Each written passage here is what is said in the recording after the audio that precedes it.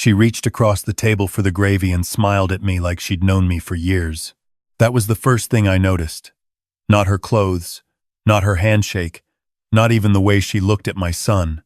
It was the smile. Too easy. Too practiced. The kind of smile that doesn't reach the eyes because the eyes are busy doing something else entirely. My wife squeezed my hand under the table. I squeezed back twice. Our old signal. I see it too. My son had no idea. He was sitting right across from us, passing the sweet potatoes, laughing at something Serena had just said, looking happier than I'd seen him in 2 years. Since the divorce. Since the apartment. Since all of that. He'd lost 15 pounds during those months, and I'd watched him from a distance the way fathers do when their children are grown close enough to catch them, far enough to let them fall. He was 34 years old, and he thought he had finally found something good. My name is not important.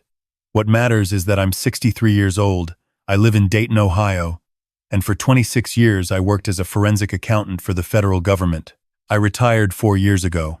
My wife, Margaret, teaches watercolor classes on Thursday evenings at the community center 2 miles from our house.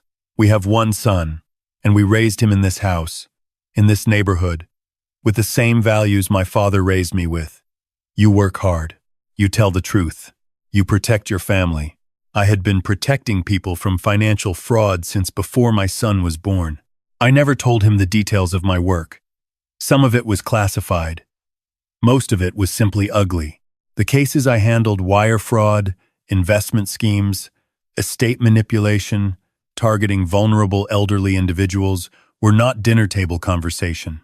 My son grew up thinking his father reviewed spreadsheets for the government. He wasn't entirely wrong. He just didn't know what the spreadsheets revealed, or what happened to the people whose names appeared on them. Serena Voss arrived in his life 8 weeks before Thanksgiving. He called me on a Tuesday evening, excited in a way I hadn't heard in years. He'd met someone at a conference in Columbus. She was in wealth management. She was smart and funny, and she had this way of explaining complicated things in simple terms that he found fascinating. He talked for 40 minutes. I listened. Margaret sat across from me at the kitchen table and mouthed, "Who is it?" I held up one finger. Wait, I was happy for him. I was also paying attention. The invitation to Thanksgiving was his idea. He wanted us to meet her properly, he said. Not just a quick coffee, a real meal. He'd drive up from Columbus on Wednesday night and they'd both stay through the weekend. I said that sounded wonderful. I meant it. The first hour of Thanksgiving was exactly what it should have been. Margaret had been cooking since Tuesday. The house smelled like rosemary and butter, and the particular warmth of a home that has been lived in for a long time. My son carried in a bottle of wine he'd clearly spent too much money on, and handed it to me with that look he gets half proud, half nervous, like he's still 12 years old waiting to see if I'll approve. I approved. I hugged him. I shook Serena's hand. She was attractive in a deliberate way. Mid-30s, dark hair pulled back neatly. A blazer over a blouse that said, "I am professional," without trying too hard. Her handshake was firm and she made direct eye contact and she said, "Ryan has told me so much about you. I've been looking forward to this. People who are genuinely looking forward to meeting you don't usually announce it." But I smiled and said, "We're glad you're here." And I meant that too. I wanted to be wrong about her. We sat down to eat. For the first 30 minutes, she was charming. She asked Margaret about the watercolor classes. She asked my son about his work in software project management. She complimented the stuffing twice. She laughed at the right moments. She was good. I'll give her that. She was very, very good. Then she turned to me. "Ryan tells me you're retired," she said. "Government work?" "That's right." "How long?" 26 years. She nodded with what looked like genuine interest. "That's a long time. You must have a comfortable pension." Margaret's hand found mine under the table. It wasn't the question itself. People ask about pensions. It was the timing. It was the fact that she asked it before she asked what department I'd worked in, what kind of work I'd done, where I'd grown up, what I enjoyed doing in retirement. The pension came first. In a practiced conversational pivot so smooth that my son didn't notice it at all. I told her yes. The pension was fine. She smiled and moved on. Asked Margaret how long we'd owned the house. Asked whether we had a vacation property anywhere. Asked, almost as an aside, whether we'd done much estate planning. 3 questions, 90 seconds. A complete financial profile, delivered over cranberry sauce. My son was cutting his turkey and nodding along. I looked at him across the oldest person I had coached through Little League and driven to SAT prep, and watched walk across a stage in a robe and cap, and I thought, she found him on purpose. She has done this before. I excused myself after dinner to help Margaret with the dishes. My son and Serena moved to the living room. I could hear them talking, her voice low and pleasant, his voice happy. Margaret stood next to me at the sink and didn't say a word for a full minute. Then she said quietly, "The pension question." "Yes." "And the house." "Yes." Before she even asked where you grew up, before she asked my first name, I said. Margaret dried a glass carefully. "What do we do?" "Nothing yet," I said. "We watch." The next morning my son woke up early and went for a run. Old habit. He's been running since college. Serena came downstairs around 9, dressed, composed, and offered to help Margaret with breakfast. Margaret accepted graciously, and I sat at the kitchen table with my coffee and the newspaper and watched. She was helpful. She was easy to talk to. She told Margaret about growing up in Phoenix, about her parents, about how she'd gotten into finance. All of it smooth. All of it vague in the specific way that practiced liars are vague enough detail to feel real, not enough to verify. When my son came back, she brightened visibly. Whatever she felt for him, or performed feeling for him, was convincing enough that it hurt a little to watch.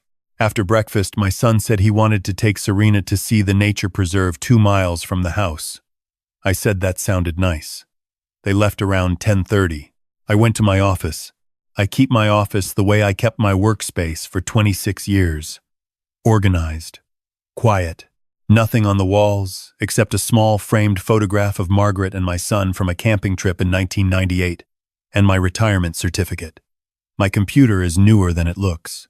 My subscriptions to the professional databases I used throughout my career lapsed when I retired, but 3 of them have alumni access programs for former federal employees that I reactivated last year out of habit. I typed the name Serena Voss into the first database. Nothing unusual. LinkedIn profile, consistent with what she'd told us. Small wealth management firm in Columbus, established 4 years ago. Before that, a financial planning company in Atlanta for 2 years. Before that, a period of about 18 months with no clear employment record. I typed her name into the second database. A civil judgment in Georgia. 2019. A couple in their late 70s. Plaintiffs. Settled out of court for an amount that was not disclosed but that the court record indicated was substantial. The case had been filed under a financial elder abuse statute. The attorney of record for the plaintiffs was a firm in Atlanta. I sat with that for a moment. Then I picked up the phone and called a former colleague. We had worked together on 3 separate cases in the early 2000s. He retired 2 years before I did, and now consults for a nonprofit that assists victims of financial fraud. We talk every few months. He is the best researcher I have ever worked with, and he owes me 2 favors from 1,997 that we have never formally discussed. I gave him the name. I gave him the Georgia case number. I asked him what he could find out. "Give me until Monday," he said. "Thank you," I said. I closed my office and went back to the kitchen and helped Margaret finish the leftover pie. My son and Serena came back from the preserve around noon, cheeks red from the cold, laughing about something. My son looked young, younger than he'd looked in years. I watched him, and I thought about how carefully I needed to move. One wrong step, one accusation I couldn't support, one confrontation that backfired, and I wouldn't just fail to protect him. I've seen it happen. Families torn apart not by the fraudster, but by the family member who accused the wrong person too soon. My son was in the middle of something he believed in. To him, Serena was real. Until I had proof, she was real to me too. We had a good afternoon. We watched football. My son sat on the floor in front of the couch the way he did when he was a teenager, and Serena sat beside him, and Margaret sat next to me, and for a few hours it looked exactly like what it was supposed to look like. Before bed, my son came into the kitchen while I was putting away the last of the dishes. "So?" he said. I looked at him. What do you think of her? I put a bowl in the cabinet. I think she's very polished, I said. He smiled. She is, right? She's brilliant. You should hear her talk about portfolio management. I'd like that, I said. And I meant it. For reasons he didn't understand. Dad. He leaned against the counter. I know you're protective. I know you're always watching for things. But she's the real deal. I really think she's the real deal. I looked at my son for a long moment. 26 years of reading people across interview tables and conference rooms and courtrooms had given me something I sometimes wished I didn't have. The ability to see the gap between what people want and what is true. My son wanted this to be true so badly it was written on his face. I hope you're right, I said. And I put my hand on his shoulder. I'm glad you're happy. He smiled and went to bed. I stayed in the kitchen for a while. Margaret came in and leaned her head against my shoulder and didn't say anything. She didn't need to. On Sunday afternoon, before they drove back to Columbus, Serena asked to use my office to take a work call. She said her phone reception was better near the window. My son said, sure, go ahead. I said, of course, and showed her to the door. I did not leave the hallway. I stood just outside the door, which she had pulled mostly closed but not latched, and I listened. Not to eavesdrop the way people mean when they use that word. I listened the way I had been trained to listen, for the things that don't fit. Her call lasted about 4 minutes. She spoke in a low, professional tone. I caught the words, still working on him, and slower than I expected, and the father is going to be the problem. Then a pause. Then, I know. But the house alone is worth it. I walked back to the living room. My son was on the couch looking at his phone. Margaret was in the kitchen. I sat in the armchair and picked up the newspaper and held it in front of my face and breathed. The father is going to be the problem. Good, I thought. I intend to be. My colleague called Monday evening. The picture he painted was detailed and ugly. The civil case in Georgia was the one I'd found, but there was more. A pattern that stretched back 7 years across 4 states. No criminal convictions. She was careful. She settled. She chose targets whose families were either distant or already distrustful enough of each other that a lawsuit became too complicated. Typically, she would enter a relationship with a younger man, gain access to his family, identify the most financially significant member, usually a parent nearing or in retirement, and begin a slow campaign to redirect assets. In one case in Tennessee, it had taken her 14 months. In Georgia, 11. Both times she had walked away with access to significant retirement funds through investment vehicles she'd established through her own firm. She's not small time, my colleague said. She's disciplined. She's patient. And she's never done a day in jail. Does she have a pattern for how she handles obstacles? When someone in the family pushes back, she tends to isolate them, feeds the target stories, gets the son or daughter emotionally dependent first, then turns them against the doubter. I thanked him and ended the call. I sat in my office for a long time. The retirement certificate on the wall, the photograph from the camping trip. My son is 9 years old in that photograph. Standing on a rock above a stream, squinting into the sun with both arms out for balance. I thought about the call I'd overheard. The father is going to be the problem. She had been doing this for 7 years. She had never been stopped. She had learned to work around obstacles, through obstacles.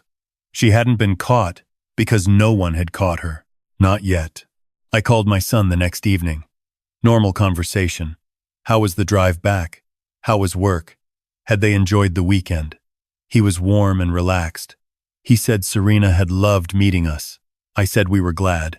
Then I said, very casually, you know, I've been thinking about that estate planning question she mentioned. Maybe it's worth having a conversation. A beat of silence. Really? He sounded surprised.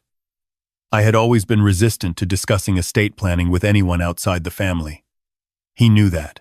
I'm 63, I said. Your mother isn't getting any younger either. It might be time. I mean, Serena does that kind of work. She's actually been talking to me about setting up a consultation for you. If you're interested, tell her I'm interested, I said. 2 weeks later, Serena came to our house alone. My son was at work. She had offered to come to us, which I had expected. She arrived with a leather portfolio and the same practiced smile and sat down across from me at the kitchen table. Margaret brought coffee and sat down beside me. Serena opened her portfolio. "I'm so glad you're thinking about this," she said. "A lot of people put it off too long." "We've put it off too long," I agreed. She walked us through a presentation she had clearly given many times. It was smooth, technically accurate. She recommended a living trust structure, consolidation of retirement assets, and here it came, gently, almost offhand, a new investment vehicle through her firm that she described as a conservative growth fund with favorable tax treatment. I asked questions. Good questions. The kind that an intelligent but financially unsophisticated retiree might ask. I watched her answers carefully. She was skilled. She never said anything provably false in that meeting. She was always just on the right side of the line. But I had a recorder in my shirt pocket. Not for this meeting. This meeting was set up. I needed her to come back. I told her I was very interested, but that I needed some time to look over the materials. She said, "Of course. Take all the time you need." And she left 3 printed documents on the table. A brochure about her firm, a sample trust structure, and a 1-page overview of the investment fund that listed, at the bottom, projected annual returns of 14 to 17%. Margaret picked up that page after Serena left and looked at it. 14 to 17%, she said. Guaranteed, I said. The word wasn't in the document, but it might as well have been. Margaret set it down. "How many times have you seen this before?" "More times than I can count," I said. I called the Ohio Division of Securities that afternoon. I had a contact there from a case that had overlapped jurisdictions about 8 years ago. I explained what I had. She was quiet for a moment and then said, "Send me the materials," she left, "and keep us in the loop." 3 weeks later, I called Serena and told her I was ready to move forward. She came back on a Thursday. Margaret was home. I had told the Division of Securities contact the exact time. I had spoken with my old colleague. I had reviewed every document she had given me. And I had, the night before, sat down with my son and told him everything. That conversation was the hardest thing I did in any of this. He didn't believe me at first. That was fair. I expected it. I told him I understood.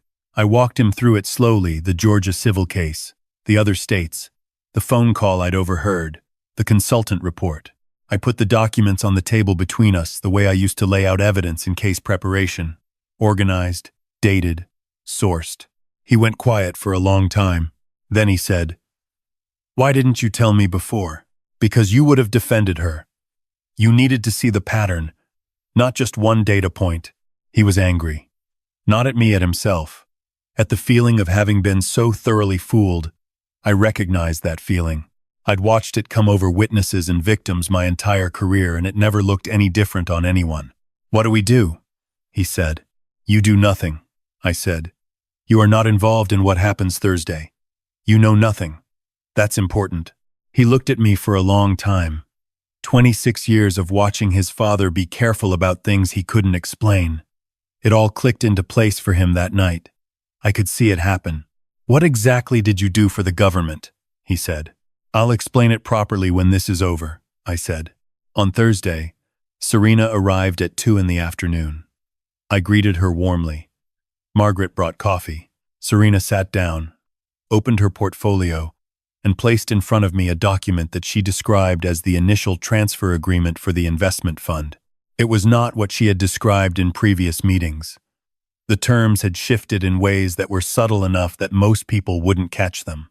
A clause buried in the 3rd paragraph that essentially granted her firm discretionary management authority over the assets with limited redemption rights. I read it carefully. Then I said, "Before I sign anything, I want to understand this clause here." I pointed to the 3rd paragraph. Something moved across her face. Just for a second. The first crack I had seen in her composure since Thanksgiving. "That's fairly standard language," she said. "It didn't appear in the sample document you left last time." A pause. "We updated the template." "When?" Another pause. Slightly longer. "Recently." she said. I nodded slowly. Then I reached into my shirt pocket and turned off the recorder. I set it on the table between us. I said, Serena, I've been recording our conversations since your second visit. My name is, and I told her my full name, and my former title, and the agency I had worked for.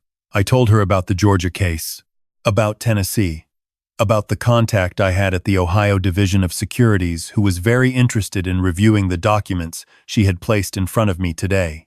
I told her I had spoken with my son. She said nothing for a very long time. Then she said, This isn't what you think. It's exactly what I think, I said. I've been doing this since before you were in high school. She closed her portfolio. She stood up. She was composed. I'll say that for her. She was composed even then. I'm going to need to speak with an attorney, she said. That would be wise, I said. I stood up too. I'll show you out. At the door she turned and looked at me with an expression I had seen before. Not guilt, not fear, something more calculating. The look of someone already running the angles. Ryan is going to be devastated, she said, like it was leverage. My son is going to be fine, I said.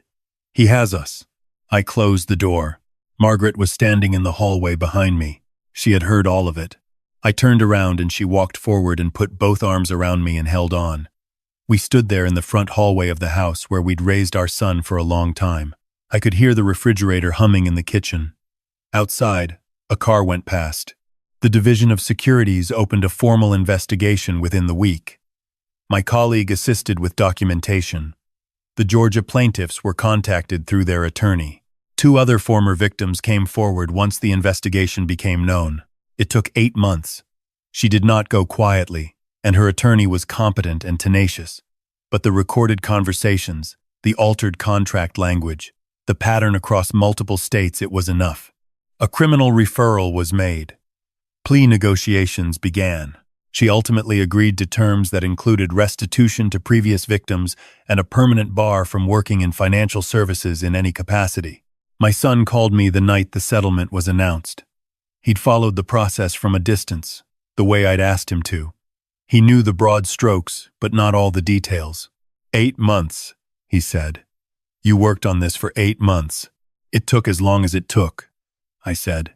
You never said a word to me. The whole time. You would have wanted to fix it yourself. A long silence. I would have, he said. I would have gone straight at her and blown the whole thing. I know. He was quiet for a moment. Then, 26 years, Dad. And start next. 26 years.